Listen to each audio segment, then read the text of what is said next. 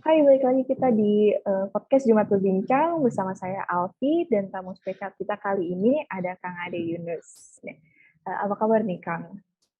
Alhamdulillah, baik Mbak Alfi, sehat-sehat selalu. Semoga Mbak Alhamdulillah. Alfi juga sehat ya. Alhamdulillah sehat juga, Kang. Nah, pada Jumat Berbincang kali ini nih, kita akan membahas isu lingkungan yang bertepatan juga dengan perayaan Hari Bumi pada tanggal 22 April.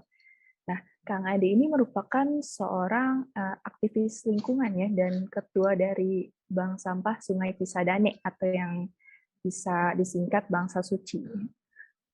Nah, sebelumnya aku udah berapa kali nih ke Bangsa Suci nih, Kang, main sama teman-teman LP3S ke sana. Dan Ya, sempat juga ngikut upacara yang di tengah-tengah sungai itu. Pas, ya. Ikut kehujanan juga ya. iya, ikut kehujanan juga di perahu. Tapi seru banget sih, Kang. Di sana tempatnya cozy banget, aku suka. Eh, Sekarang kan kayak Bahasa Suci suka ada kegiatan-kegiatan gitu kan, kayak bersih-bersih sungai, kayak gitu-gitu kan ya, Kang. Nah, kalau sekarang ini lagi ada kesibukan apa nih, Kang, di Bangsa Suci? Kalau kesibukan kita hampir setiap hari ya menjigat sampah dengan teknologi waste trap. Teknologi waste trap ini alat penjigat sampah yang cukup sederhana.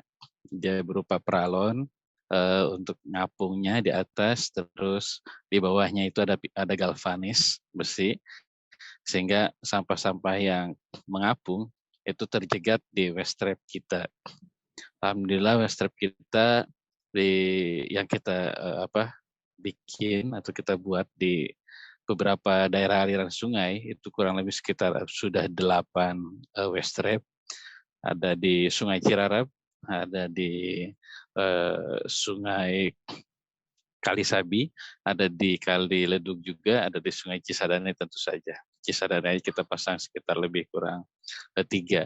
Karena selama ini alat penjaga sampah ini merupakan alat yang punya signifikan sekali karena pengurangan sampah terasa sekali karena kita setiap 3 hari sekali, kadang-kadang seminggu sekali, sampah yang kita jigat itu lebih kurang sekitar 1 ton, kita angkut, dan setidaknya ini upaya melakukan minimalisir sampah, baik yang ada di Sungai Cisadane, di Kali Sabi, di Kali Ledug, di Sungai Cirarap, itu bisa berkurang, sehingga sampah yang mengalir ke muara yang ada di pantai atau di laut sana tidak kembali seperti kasus di 2018, 2019 yang lalu terjadi pulau sampah di muara sana di pantai, sehingga kita berusaha untuk mengurangi sampahnya supaya yang mengalir dari sungai, dari daerah aliran sungai, daerah aliran kali kayak gitu tidak sampai ke muara di pantai sana. Dan ini cukup signifikan sekarang sudah mulai berkurang sampah yang ada di muara karena kita berusaha untuk meminimalisir sampahnya dari tengah. Kita nggak di hulu tapi di tengahnya, karena kita di perbatasan antara, kalau di Sungai Cisadane itu ada, kita melintasi dari Kabupaten Bogor ke Tangsel, dari Tangsel Kabupaten Tangerang ke Kota Tangerang, baru Kabupaten Tangerang lagi, muaranya di Kabupaten Tangerang. Nah, ini kan biasa sering nyalain ini sampahnya Tangsel, nih sampahnya kabupaten, nih sampahnya kota. Nah, sekarang kita jigatin di setiap perbatasan. Perbatasan Tangsel dan kabupaten kita jigatin sampahnya. Perbatasan kabupaten dengan kota Tangerang kita jigatin. Perbatasan kota Tangerang dan kabupaten kita jigatin lagi. Sehingga sekarang udah ketahuan mana sampah Tangsel, mana sampah kabupaten, mana sampah kota. Jadi ini ikhtiar kita dalam melakukan upaya minimalisir sampah. Target utamanya sebetulnya bukan kalau sampah kita bersihin, sampah kita ambilin dari sungai, kita bersihkan di kali kayak gitu, ini nggak akan selesai-selesai. Karena setiap hari, itu numpuk terus sampah. Seminggu sekali kita bisa 1 ton lebih untuk angkut sampah ini. Nah, target agenda besar kita adalah sebetulnya bagaimana melakukan komunikasi perubahan perilaku terhadap masyarakat, bagaimana masyarakat merasa teredukasi tapi tidak diedukasi. Jadi merasa tidak diajari, tidak diperintahkan atau seakan-akan diajarin tentang sampah ini harus begini gitu, enggak. Kita berusaha bagaimana mereka teredukasi dengan sendirinya. Bagaimana caranya? Kita ajak mereka langsung untuk naik perahu seperti yang Mbak Alfi ikuti juga dan melihat langsung bagaimana kondisi Sungai Cisadane. Oh, ada sampah yang melintas di sungai. Banyak sampahnya, jenis sampahnya kelihatan kalau kita naik perahu kayak gitu. Sehingga ini menyadarkan kepada kita yang belum pernah sama sekali turun di Sungai Cisadane, teman-teman baik mahasiswa, masyarakat yang sudah naik perahu lalu menyentuh Sungai Cisadane dan melihat langsung, setidaknya meminimalisir sampahnya dengan mereka tidak lagi membiasakan diri buang sampah ke sungai. Karena biasanya kalau cerita teman-teman kampus yang ada di sekitaran kita yang naik perahu itu, begitu nemuin sampah tuh, Kang, kita kalau biasa ngelintasin tol terus ada Sungai Cisadane, habis makan di mobil itu kita kumpulin di mobil, terus kita buang tuh ke sungai. Nah, sekarang ketika kita naik perahu bareng Kang Ade, kita ngelihat kondisi sampahnya seperti apa, akhirnya kita rasanya kapok Kang buang sampah lagi di sungai. Nah, itu sebetulnya agenda besar kita. Bukan hanya sekedar jalan-jalan naik perahu, tapi setidaknya masyarakat teredukasi yang ikut naik perahu. Dan ini setiap hari ada aja yang naik perahu kita, ada speedboat kita kurang lebih ada sekitar 5, dan ini setiap hari ada yang terus naik, dan ini wajib siapapun yang berkunjung ke Bangsa Suci wajib naik perahu, wajib ikut membersihkan sampah, hingga pulang itu mereka sudah langsung besok-besok jangan buang sampah ke kali lagi, besok-besok nggak buang sampah lagi ke sungai lagi kayak gitu. Jadi nggak kita ajarin, dengan sendirinya mereka menyaksikan secara langsung dan ikut terlibat di dalam aksi bersih-bersih yang ada di Sungai Cisadane ini. Lebih kurang itu Mbak Alfi. Oke. Itu nanti sampah-sampah yang udah tertampung tadi itu akan dibawa kemana ya Kang? Kalau aku boleh tahu. Kalau kebetulan kalau hanggar kita di TPS 3R-nya baru ada di Bangsa Suci yang di Karawaci Mbak ya. Nah, di sana ada TPS 3R kita. Jadi sampah yang sudah kita kumpulkan baik yang di Cihuni maupun yang di Kali Sabi, di Kali Ledug, yang di Cirarap gitu. Nah, itu kita angkut sementara langsung dibawa ke TPS 3R kita yang ada di Karawaci. Nah, kita pilah di sana. Setelah dipilah, yang punya nilai ekonomis bisa dijual atau bisa punya nilai uang lah kayak gitu ya. Kalau plastik kayak gitu ya, kardus, kertas itu kan punya nilai ekonomis. Nah, terus yang organik ya, itu kita jadikan kompos, baik kompos dalam berupa pupuk organik cair maupun kita campur dengan kompos pupuk dari kotoran-kotoran binatang kayak gitu. Nah, ini untuk tanaman yang ada kita di sekitaran Bangsa Suci. Kebetulan kita ada beberapa tanaman-tanaman, ada perkebunan di Bangsa Suci. Jadi kita nggak pernah beli pupuk karena pupuknya dari hasil kompos sampah kita. Nah, terus sampah yang tidak bisa didaur ulang, kayak misalkan styrofoam, ini kita musnahkan sementara. Kebetulan kita di TPS 3 ada namanya insinerator, yaitu mesin untuk memusnahkan. Nah, kayak macam styrofoam ini kita sementara ini dimusnahkan di kepanasan 800 derajat Celcius lebih kurang. Nah, tapi sekarang kita lagi berusaha bagaimana styrofoam ini tidak dimusnahkan, lagi kita daur ulang menjadi prakarya teman-teman akuarium. Nah, lagi musim akuarium nih. Nah, kita bahan akuariumnya sekarang menggunakan dari styrofoam bahannya. Menarik gitu. Aku sempat dengar juga Bangsa Suci ini akan ada sebagian lahan yang digusur ya, Kang? Iya, betul, Pak. Itu kenapa Kak, kalau aku boleh tahu? Ini ada program pemerintah namanya Seedpile atau Turab ya.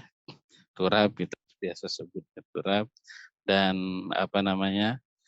program pusat ini dari Kementerian PU Pusat. Memang kita di wilayah kita yang di Karawaci itu sering banjir. Jadi memang kalau ya mungkin kajian dari pusat harus dilakukan penuraban kayak gitu. Ya kita apa artinya ya ikhlas aja lah kira-kira. Iya. Karena kita berada di bantaran sungai dan apa namanya juga punya lahan negara dan kita juga nggak ada bangunan yang apa namanya yang permanen sih.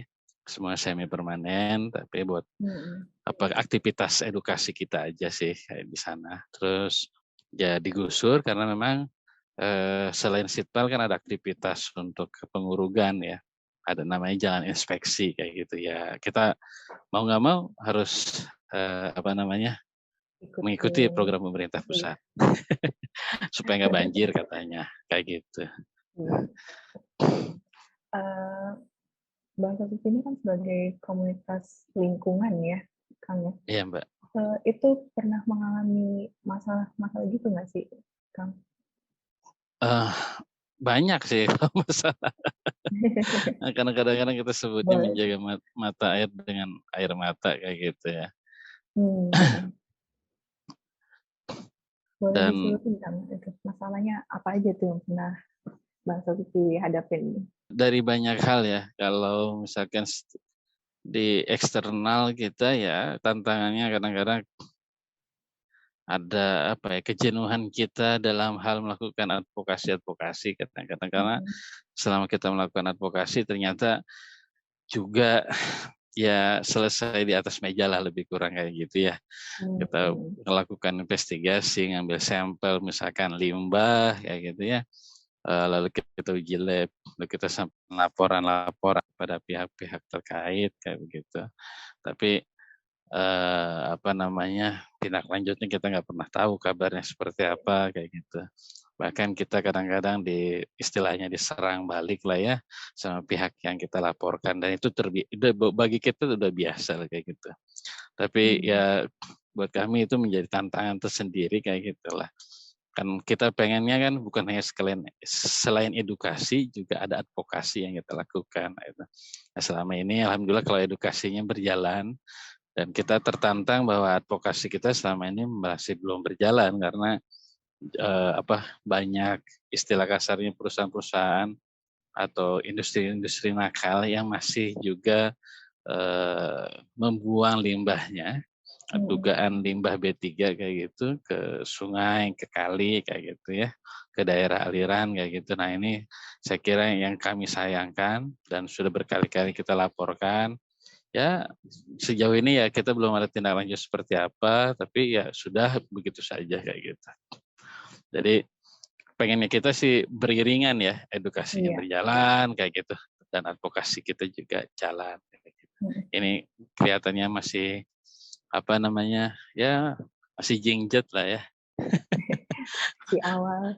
Ya, jadi masih yang alhamdulillah ya yang berjalan ya edukasinya yang saat ini kita laksanakan. Lalu ada konservasi alhamdulillah juga berjalan seperti kita melakukan penanaman, penghijauan di bantaran-bantaran sungai kayak gitu supaya tidak terjadi longsor, terjadi Mhm. apa namanya abrasi karena makin lama sungai kita makin dangkal kayak gitu. Terus juga sering longsor kayak gitu ya. Mudah-mudahan dengan upaya-upaya penanaman pohon yang kita tanam di bantaran sungai bisa mengurangi kerusakan-kerusakan ekosistem dan kerusakan-kerusakan bantaran sungai lah. Lebih kurang kayak begitu sih Mbak. Mudah-mudahan si advokasi bisa jalan lah. Amin amin. Baik, dari permasalahan yang udah sempat disebut sama Kang Ari tadi tuh, apa penyebab salah satunya itu karena kurangnya, sinergi antara pemerintah, kayak antar pemerintah, masyarakat bisnis, dan masyarakat sipil tuh. Karena, selama ini kan kita tahu kan Indonesia itu impor sampah ya, Kang, ya. Padahal Ya, jumlah sampah kita itu kan udah banyak banget gitu, sampai pernah kalau, ada isu TPA itu udah nggak mampu nampung sampah lagi gitu, dan sempat juga dikeluhkan sama pihak bea cukai kalau masih ada 1.000 lebih kontainer sampah yang ada di pelabuhan. Dari situ kan muncul lagi tuh permasalahan baru, yang adanya penumpukan sampah lagi yang nggak digunakan oleh pengusaha gitu. Nah, apakah menurut Kang Ade ya, itu masalah itu juga termasuk kurangnya sinergi antara dari 3 aktor tadi, Kang? ya. Sejauh ini sih kita menyadari bahwa persoalan sampah bukan tanggung jawab hanya pemerintah kayak gitu, tapi juga seluruh pihak. Dan kita sadari itu, maka kita sih lebih banyak melakukan upaya ikhtiar dan usaha kerja-kerja kita. Apa yang bisa kita lakukan saja, Mbak, kayak gitu. Jadi kalau misalkan selama yang bisa kita lakukan, kayak misalkan kita cuma bisa jika waste trap, mengurangi sampah yang ada di sungai, aksi bersih-bersih di sungai, everyday, kayak gitu. Jadi ya itu yang bisa kita lakukan. Tapi kalau misalkan ikhtiar-ikhtiar kayak tadi, lakukan advokasi, kita aksi demonstrasi, kita lakukan lain-lain segala macam, juga sudah sering juga. Mhm. Tapi ya butuh kesabaran mungkin ya untuk terus-menerus supaya istiqomah kayak gitu. Bahwa Iya, yang diadvokasi seperti yang teman-teman LP3S lakukan lah kan, alhamdulillah sekarang undang-undang PKS sudah ditetapkan, itu kan iya perjalanannya sudah 10 disahkan. tahun. Jadi ya Betul, advokasi butuh butuh waktu yang butuh lama. waktu. Butuh waktu yang sangat Mhm. lama. Dan kita dari awal sudah sampaikan TPS Cipicang yang ada di Tangsel harus ditutup. Tidak ada solusi lain, ditutup, silahkan mencari tempat alternatif yang lain, bisa di Bogor misalkan, atau bikin TPA regional. Tapi yang pasti kalau di Cipecang harus ditutup. Kenapa ditutup? Karena persis berada di bantaran sungai. Jadi kalau Hmm. longsor itu udah pasti ke sungai, yang alirannya akhirnya langsung melintasi kita, lewatin kabupaten kota, terus sampai berujung di muara sana di pantai, sehingga wajar kalau di pantai banyak sampah, terjadi pulau sampah, pulau plastik lah di sana, karena dari Cipecangnya TPA-nya berada persis di pinggir sungai, persis. Jadi kalau longsor sewaktu-waktu dan pernah terjadi yang kita khawatirkan ternyata kejadian, kan luar biasa itu, dahsyat dan efeknya dampaknya luar biasa. Permasalahan sampah ini kan makin masif ya, Kang ya. Ditambah Ya, lagi dengan adanya pandemi COVID-19 nih, sampah-sampah medis seperti masker, terus APD, dan lain-lain itu meningkat tuh saat pandemi. Nah, bahkan saat 2020 itu sampah nasionalnya mencapai 67,8 juta ton. Nah, kontribusi dari bank sampah sendiri ini ternyata yang tercatat itu baru 1,7% gitu kan terhadap penanganan sampah nasional. Padahal itu melalui lebih dari 10.000 bank sampah. Menurut Kang Ade sendiri itu gimana, Kang? ya. Semangatnya sebetulnya kan bank sampah lebih kepada mengedukasi ya, Iya. lalu mengupayakan melakukan upaya meminimalisir. Ini kan harus seiring sejalan antar hulu ke hilirnya persoalan Mm-mm. sampah ini. Hulunya adalah persoalan kebijakan kayak gitu kan. Lalu sampai ke hilirnya adalah pada tataran pelaksanaan terhadap kebijakan tersebut kayak gitu. Jadi lagi-lagi kalau misalkan kebijakannya masih lengah, tidak terjadi ketegasan, maka bukan tidak mungkin kalau misalkan persoalan sampah termasuk khusus praktis masih kita banyak temukan berceceran, Hmm. bertebaran kayak gitu. Karena di kita saja di Sungai Cisadane ini sering juga dan sudah beberapa kali teman-teman dari media asing ya, dari Al Jazeera, teman-teman dari CNN, teman-teman dari Mongabe TV itu meliput aktivitas temuan kita di Sungai Cisadane yang terdapat limbah medis, ada masker, terus ada bekas suntikan, ada selang infus, ada infus kayak gitu. Dan ini juga menjadi perhatian gitu. Rupanya buat media asing, hal-hal yang semacam itu meskipun jumlahnya tidak terlalu signifikan yang kita temukan di sungai, tapi bagi mereka itu adalah hal serius. Karena kalau limbah medis sudah berceceran, tidak dikelola dengan baik, itu menjadi persoalan yang sangat serius buat dunia internasional khususnya saya kira. Iya, Jadi betul. kalau misalkan eh, kita masih menganggap hal yang sepele, banyak ke bekas masker medis, lalu bekas sarung tangan medis, berceceran, bahkan ada kasus kemarin salah satu hotel di Tangerang misalkan yang kerjasama dengan pihak laundry secara ilegal membuang sampah medis yang Hmm. ditemukan di Bogor sampai ditangkap dan dijadikan tersangka. Ini kan luar biasa bahwa masih terjadi celah-celah oknum untuk bermain dalam hal limbah medis ini. Jadi saya kira di masa pandemi khususnya terkait dengan limbah medis harus dikelola dengan baik oleh pihak-pihak yang memiliki kompetensi dan sertifikasi terkait dengan pengelolaan limbah medis itu sendiri. Saya kira itu, Mbak. Berarti dibutuhkan regulasi lebih lanjut ya, Kang? Iya, khusus limbah medis regulasinya sebetulnya sudah ada, tinggal implementasinya bagaimana di lapangan, lalu bagaimana melakukan pengawasan terhadap kebijakan tersebut supaya tidak lagi ditemukan celah-celah pihak-pihak nakal yang mengambil jalur pintas kayak gitulah ya, membuang limbah medisnya dengan secara sembrono lah ya gitu. Diangkut sama pihak yang belum punya izin sertifikasi misalkan.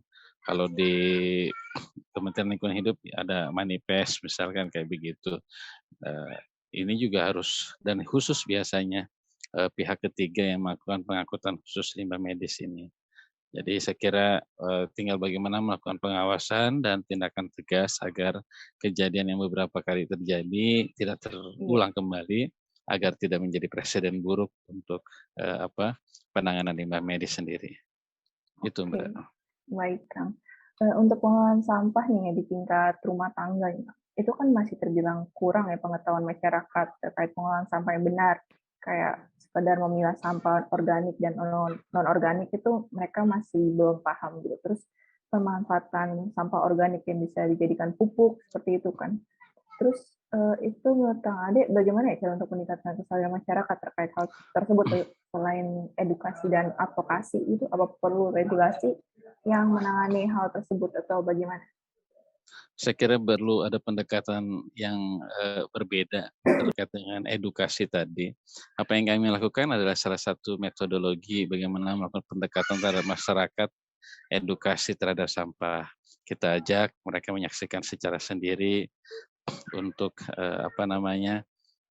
melihat Sungai Cisadane, melihat sampahnya itu sendiri sehingga mereka terbuka dan terlihat matanya dengan kasat mata bahwa sampah di sungai luar biasa, sampah di kali banyak sehingga mereka harus tidak lagi buang sampah ke kali dan ke sungai. Ini salah satu cara kita untuk mengajak mereka langsung bersentuhan, melihat langsung kondisi sungai, kondisi kali dengan naik perahu. Itu salah satu metodologi misalkan. Karena di 20 tahun yang lalu, di 2002, saya ketika memulai kegiatan-kegiatan sosialisasi edukasi sampah, ini kita dari mulai acara kumpulin masyarakat, misalkan ibu-ibu PKK, ibu-ibu posyandu, kader-kader kayak gitu ya. Terus mahasiswa kita kumpulkan di dalam auditorium. Dari seluruh yang kita lakukan ya saya dan ketika kita evaluasi kok rasanya hasilnya juga tidak terasa ya kayak gitu. Contoh misalkan ketika kita lakukan edukasi kepada ibu PKK, yang kita edukasi ibu PKK-nya. Selesai edukasi mereka pulang, tas dan materinya disimpan di kasur gitu, kelelahan, yang buang sampahnya pembantunya kayak gitu. Buang sampahnya. Jadi merasa wah salah ternyata harusnya kita langsung edukasi aja ke pembantunya. Iya. Kalau ke ibu PKK-nya yang buang sampahnya dan yang bersentuhan langsung dengan sampah pembantunya atau bibinya kayak gitu. Sehingga atau asisten rumah tangganya. Sehingga saya kira perlu pendekatan-pendekatan yang harus dirubah pola-pola pendekatannya. Apalagi kalau misalkan sekarang di zaman masa pandemi kayak gini ada sampah di webinarin, bisa melalui Zoom kayak gitu ya. Kita ketawa aja. Lawang saya ngumpulin dari 20 tahun yang lalu nggak pernah berhasil. Lalu juga kita pernah melakukan door to door. Kita bawa 2 ember, kita bawa 2 tempat. Ini pilah sampah untuk yang organik, ini sampah anorganik. Kita edukasi langsung door to door dari rumah ke rumah. Kurang lebih sekitar waktu itu ada setiap kelurahan 100 rumah ya kalau nggak salah di 2002. Dari 100 rumah yang berhasil 1 rumah. Itu kita lakukan door to door. Apalagi ngomongin sampah, terus di webinarin, ya selesai Zoom meeting, selesai. Lupa Jadi lagi ya. ya kita yang langsung saja door to door ke rumah aja, tingkat keberhasilannya dari 100 rumah cuma 1 rumah. Lalu kita lakukan kumpulin orang, kumpulin masyarakat. Jadi polanya tidak lagi harus seperti itu. Kalau misalkan masih menggunakan metodologi dan pola ngumpulin orang, seminarin, workshop, segala macam, dari dulu sampah terus aja bertambah, nggak berkurang-kurang. Saya kira ada bank sampah udah ribuan, banyak banget sampah kok nggak berkurang-kurang, ya gitu-gitu aja seperti yang tadi disebutkan nih angka itu. Jadi saya kira pendekatannya tadi. Nah, apa yang dilakukan bangsa suci misalkan ketika saya secara pribadi merasakan langsung nongkrong di salah satu kafe di Alam Sutra di sana, ada seorang anak kecil buang bekas sisa minumannya kayak gitu. Lalu sama ibunya ditegur, "Nak, jangan dibuang itu botolnya. Taruh di mobil, taruh di plastik tuh ada tempat di mobil," katanya. "Buat apa, Mah?" "Buat naik perahu di bangsa suci." Saya mendengar di belakang merasa gimana gitu kan, karena nyebut bangsa suci dan merasa kita berhasil gitu. Kita nggak pernah ngajarin si ibu tentang, "Ibu nanti sampah begini," enggak. Kita nggak pernah menceramahi gitu kan, mengajari kayak gitu. Nah, pola-pola yang satu arah seperti itu saya kira ini harus dirubah dan sekarang pendekatannya harus ya kayak contoh misalkan banyak saya nonton film Marvel, ada Captain America, ada The Guardian, Planet Guardian kayak gitu ya. Terus itu dari yang saya tonton ada beberapa pesan moral misalkan kehancuran bumi ini ya dilakukan dirusak oleh kita sendiri. Jadi Iya bukan betul. oleh planet lain atau segala macam. Bahkan Manusia saya sendiri. nonton film Korea kayak gitu, ada pesan moral di sana ketika mau reinkarnasi tiba-tiba dia protes, "Kenapa saya reinkarnasinya jadi kodok?" kayak gitu. "Reinkarnasinya saya jadi bebek," kayak gitu. Ternyata begitu flashback dalam kehidupannya dulu sebelum reinkarnasi dia suka buang sampah sembarangan kayak gitu. Oh. Nah, jadi pola Korea saja sampai sejauh itu melakukan edukasi. Nah, masyarakat yang nonton ketika nonton film itu saya kira menjadi ketakutan. Waduh, kalau gue buang sampah sembarangan di sungai, buang sampah sembarangan di kali, gue besok reinkarnasi jadi kodok dong kayak gitu. Nah, ini sampai sejauh itu pendekatan edukasi yang dilakukan sama pihak luar sana di dunia internasional kayak gitu. Nah, kalau kita masuk pendekatan seminar, workshop, kumpulin orang, ayo kayak gitu-gitu terus ya nggak akan kelar. Karena sampah tuh butuh praktek.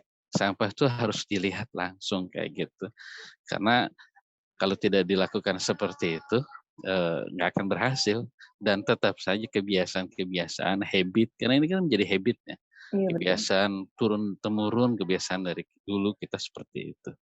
Seperti yang saya ceritakan ke Mbak Alfi, ke Mbak Alia, saya itu mendapat hidayah menjadi penggiat lingkungan hidup gara-gara saya waktu SMP tiap pagi buang sampah ke Kali Sabi. Tiba-tiba di Perumnas 4 banjir, saya nongkrong di atap rumah karena kelelep rumah saya, tiba-tiba ada satu plastik yang menghampiri rumah yang saya buka, ternyata itu sampah yang saya buang pagi tadi. Oh, balik lagi ya ke rumah Nah, sampai. jadi itulah cara Allah memberikan hidayah kepada saya secara pribadi ya gitu. Saya saat itu langsung istighfar, lalu ya mungkin ini cara Allah untuk memberikan edukasi, memberikan kepada saya teguran kayak gitu ya. Dan alhamdulillah dapat hidayah sehingga saya berkomitmen untuk menjadi penggiat lingkungan nih kayak gitu. Nah, ya itu yang terjadi bahwa kerusakan, banjir, genangan, bencana ya akibat ulah kita sendiri dan saya rasakan itu. Oleh karena itu saya kira apa yang terjadi saat ini banyak banjir, banyak bencana, eee, ulah kita juga kayak gitu. Nah, oleh karena itu kita harus memulai dari diri sendiri, dari lingkungan terkecil, keluarga, tadi dari mulai pilah sampah kayak gitu. Karena sebetulnya kalau sampah itu kalau kita teredukasi dan kita tahu, karena pola edukasi sekarang mudah kok. Misalkan bisa lihat di Google, bisa dilihat di YouTube, Betul, cara banyak. recycle sampah, ya jadi nggak usah diajarin, nggak usah diceramahin, lu tinggal googling aja Iya, udah banyak kok sekarang banyak sumbernya ya iya sekarang. sumbernya banyak.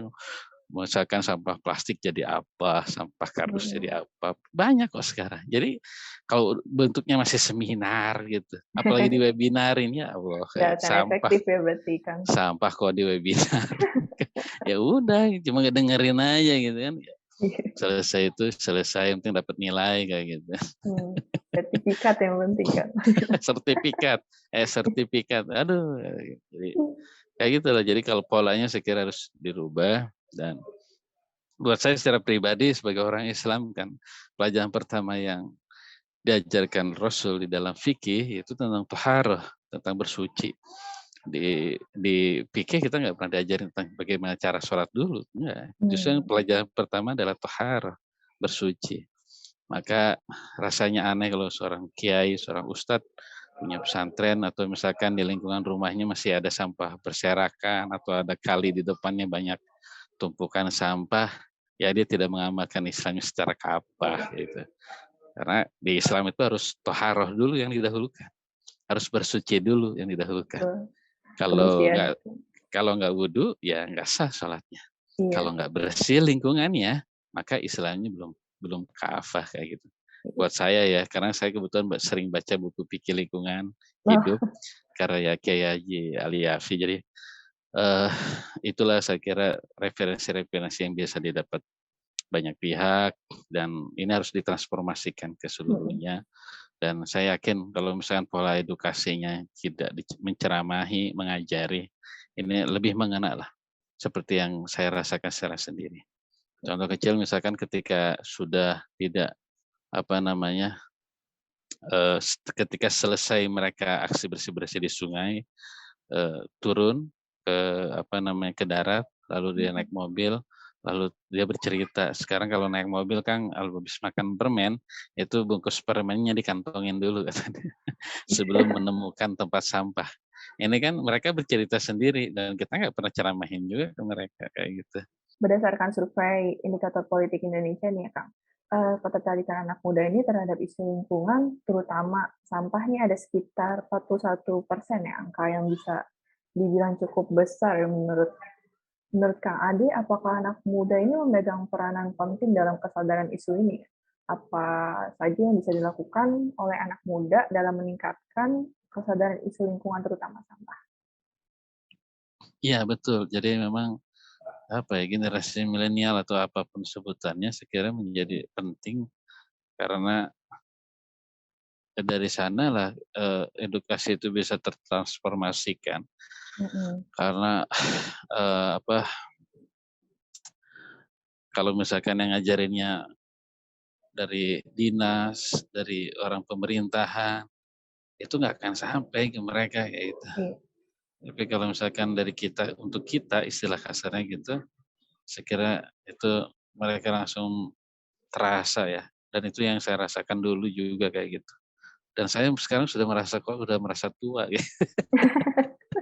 Karena dulu kayaknya masih waktu muda lagi rajin-rajinnya banget kayak gitu. Dan alhamdulillah kita juga ada regenerasi di masa suci, dan sebagian besar di kita juga anak-anak milenial di bawah 30 tahun, dan apa namanya, semangatnya masih luar biasa teman-teman di bangsa suci, dan terus mentransformasikan, mengajak teman-teman yang milenial lainnya untuk bergabung dalam pelestarian lingkungan kayak gitu. Yang intinya sih sebetulnya bagaimana mereka senang dulu, menyukai dulu terhadap program-program kita kayak gitu. Kalau mereka udah senang, udah gampang lah istilahnya untuk bisa mendoktrin positif, kurang lebih kayak gitu, terkait dengan bagaimana pengelolaan sampah minimal untuk di rumahnya sendiri kayak gitulah. Seperti yang tadi saya sampaikan bahwa kalau kita tahu di rumah kita tuh sebetulnya tidak ada sampah yang terbuang kayak gitu.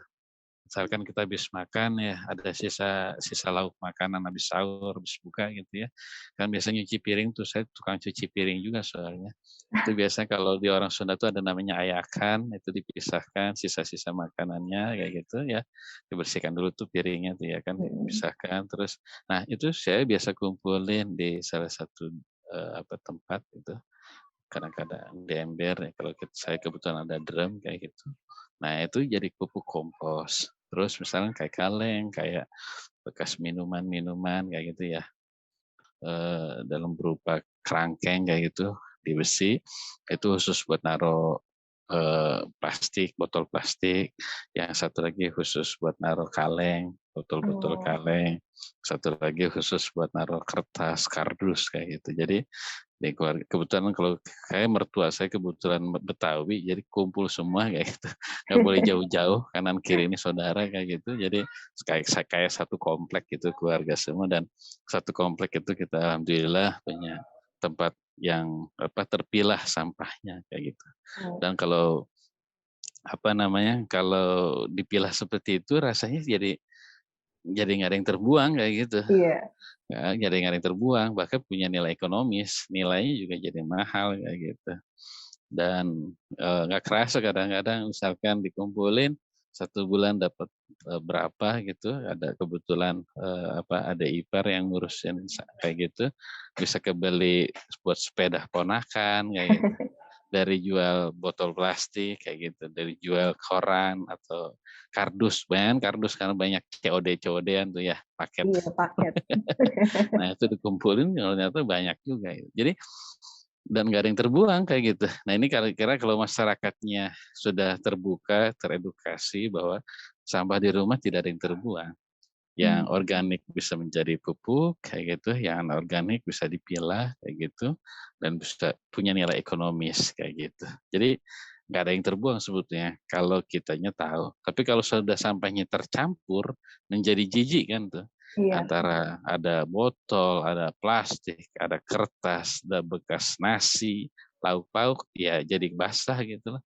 Akhirnya menjadi seperti sampah yang menjijikan. Padahal kalau itu dipilah sedari awal, yang mana yang sampah basah, mana sampah kering, itu malah menjadi tadi kalau di keluarga kita menjadi seru kayak gitu.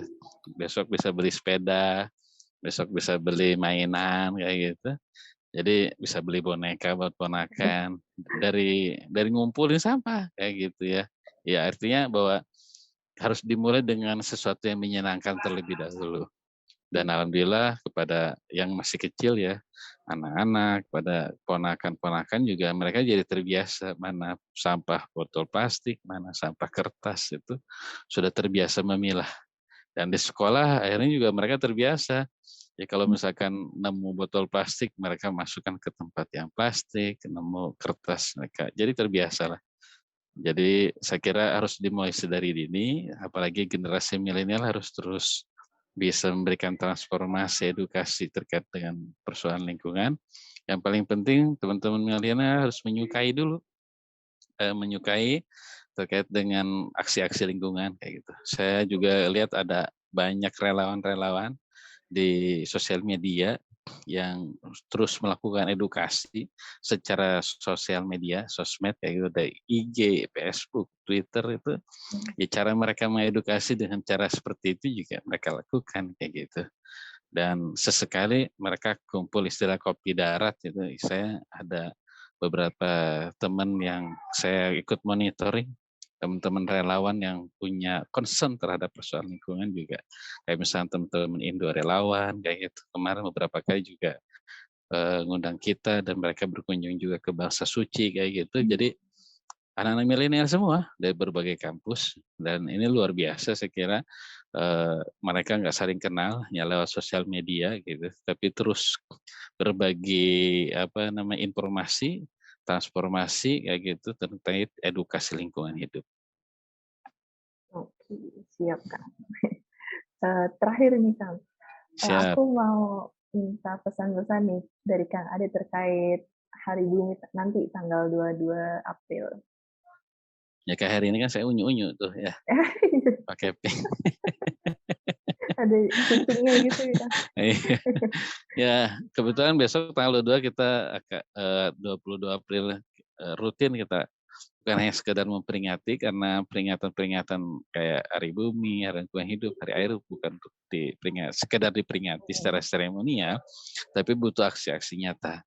Dan insya Allah di Hari Bumi ini kita laksanakan penanaman mangrove di bantaran sungai Cisadane, karena banyak sekarang bantaran sungai kita yang longsor kayak gitu. Nah kita perkuat dengan kita tanami mangrove, dan ke depan mudah-mudahan kita menjadi lokasi ekowisata mangrove ke depannya, dan biota-biota air yang ada di sungai Cisadane juga menjadi tumbuh karena habis sama para pemancing kayak gitu ya. Kita buang ikan lele 1 ton, yang mancing baris banyak bisa dapat 2 ton. Iya, bener. Jadi kita nyeburin ikan lele, kita nyeburin banyak ikan ke Sungai Cisadane agar biota airnya tetap terjaga. Dan mudah-mudahan dengan nanti ada ekowisata mangrove ini ke depan biota airnya kayak misalkan sudah mulai tumbuh lagi. Kayak di Cisadane ikan pari udah nggak ada, udah hilang gitu. Oh, tadinya Dulu ada, udah Kang?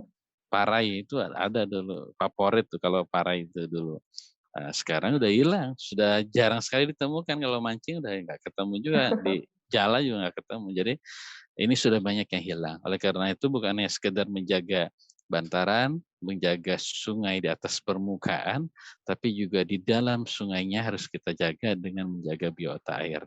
Salah satu untuk menjaganya adalah kita besok menanam pohon mangrove di bantaran sungai, lebih kurang sekitar 5.000 pohon mangrove yang ada di sekitaran kanan kirinya Bangsa Suci yang ada di Cihuni sana di Gading Serpong.